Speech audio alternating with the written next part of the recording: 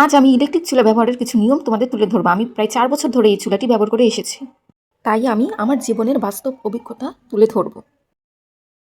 Electric চুলা ব্যবহার করতে আমি যে সমস্যাগুলোর সম্মুখীন হয়েছি তা নিয়ে কিছু কথা তুলে ধরবো। প্রথমে ইলেকট্রিক চুলাটিকে একটি সমান জায়গায় রেখে কাজ করতে হবে। আমাকে অনেকে প্রশ্ন করে, আপু ইলেকট্রিক চুলা কিনেছি, হাঁড়ি নড়ে কেন? ভিডিওটি পুরো দেখুন, তাহলে বুঝতে পারবেন। আমি A to Z সব বলে দিব।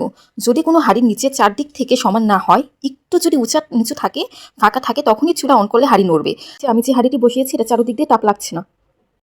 অপর দিকে আমি এখন যে হাঁড়িটি বসালাম এটি হচ্ছে একটি সসপ্যান, আর এটা চারদিক দিয়ে সমানভাবে আমার তাপের উপর বসে আছে। এখন আমি যদি চুলাটি অন করি, আমার চারদিক দিয়ে তাপ পাবে এবং রান্না খুব সুন্দরভাবে হবে।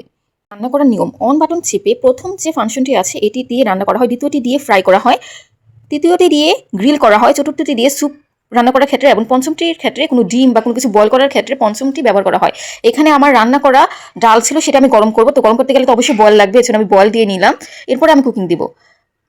আমি রান্না করার নিয়মটা আরেকবার দেখিয়ে দিচ্ছি। অন করে ফাংশন চেপে এই তো ডাউন দিলে হচ্ছে যে আপনি অল্প আঁচে রান্না করতে পারবেন, সর্বনিম্ন 200 পর্যন্ত। আর যদি বেশি আঁচে রান্না করেন তাহলে দ্রুত রান্না করা হবে, 2000-এর উপরে পাওয়ার দেওয়া যাবে না। অনেকে আমাকে বলো, আপু আমি নতুন করে হাঁড়ি কিনতে চাই না, সেক্ষেত্রে আমি কি করব? সেক্ষেত্রে আমার পরামর্শ হচ্ছে, পুরান হাঁড়ির নিচে সমান করার জন্য শিল ধাতু দিয়ে একটু পিটিয়ে ফাটা জায়গাগুলো সমান করে নিলেই হবে, তাহলে আর নড়বে না। এখন যেটাতে রান্না করছি এটা হচ্ছে আমার গোল হাঁড়ি, আর গোল হাঁড়ি নড়বেই। আমি চুলা ব্যবহারের আরেকবার নিয়মগুলো দেখিয়ে দিচ্ছি। প্রথমে অন বাটন চেপে ফাংশন অপশনটিকে চাপ দিলে যখন যেটা প্রয়োজন সেটি দিয়ে আপনি রান্না করতে পারবেন। এখন আমি ডিমগুলোকে বল দিয়েছি, এজন্য আমি ফাংশনটি 5 বার চেপে বল দিয়েছি। এখন আমি যে হাঁড়িতে রান্না করেছি এটি একটু উঁচু, এটি চারদিক দিয়ে তাপ পাচ্ছে না দেখে যে রান্না হবে না, এটা কোনো কথা না, রান্না হবে, কিন্তু অনেক সময় সাপেক্ষে। আর লাল অংশটি পুরাটা যেটা দেখছেন, এই পুরাটি অংশ যদি আমি ব্যবহার করি সেক্ষেত্রে হচ্ছে যে আমার রান্না চারদিক দিয়ে তাপ পাবে আর খুব দ্রুত রান্না করা হবে। এখানে এনার্জি ভোল্টেজ নামে যে অপশনটা আছে এটা চাপলে দেখতে পারবেন যে কতটুকু ভোল্টেজে আপনার রান্নাটি হচ্ছে বা কতটুকু ভোল্টেজ আপনি পাচ্ছেন এই কারেন্টের চুলা রান্না করার ক্ষেত্রে। এখানে হচ্ছে যে টাইমার সেট করে রাখলে যে টাইমে আপনি অফ করতে চান ওই টাইমে আপনার চুলা অটোমেটিক অফ হয়ে যাবে। আরেকটা আছে লক ফাংশন। লক ফাংশন দিয়ে রাখলে একটা সুবিধা হচ্ছে যে চুলাতে কোনো কিছু চাপ লেগে ফাংশন উল্টাপাল্টা হবে না, যেভাবে সেট করে রাখবেন ওইভাবেই এসে দেখবেন রয়ে গিয়েছে। আবার লক ফাংশন চাপ দিলে লকটি খুলে যাবে। আপনাদের কাছে আমার একটি অনুরোধ, আপনারা আমার এই ভিডিওটি দেখে থাকলে শেয়ার করে দিবেন, যাতে অন্য মানুষরা আমার ভিডিওটি দেখে ইলেকট্রিক চুলা ব্যবহারের নিয়ম কানুনগুলো জানতে পারে এবং তাদের উপকৃত হয়। ইলেকট্রিক চুলা ব্যবহারে আর নয় ভয়, নিয়ম মেনে কাজ করলে সেফ থাকবেন আপনি। এই চুলাতে যে কোনো ধরনের চামচ ব্যবহার করা যাবে, কিন্তু রান্নার পাত্র গরম থাকা অবস্থায় সরাসরি হাত দিতে পারবেন না, এতে হাত পুড়ে যেতে পারে। একজন আমাকে প্রশ্ন করেছে কোন ধরনের পাত্র ব্যবহার করা যাবে। প্লাস্টিক, স্টিলের পাত্র ছাড়া সব ধরনের পাত্র ব্যবহার করা যাবে।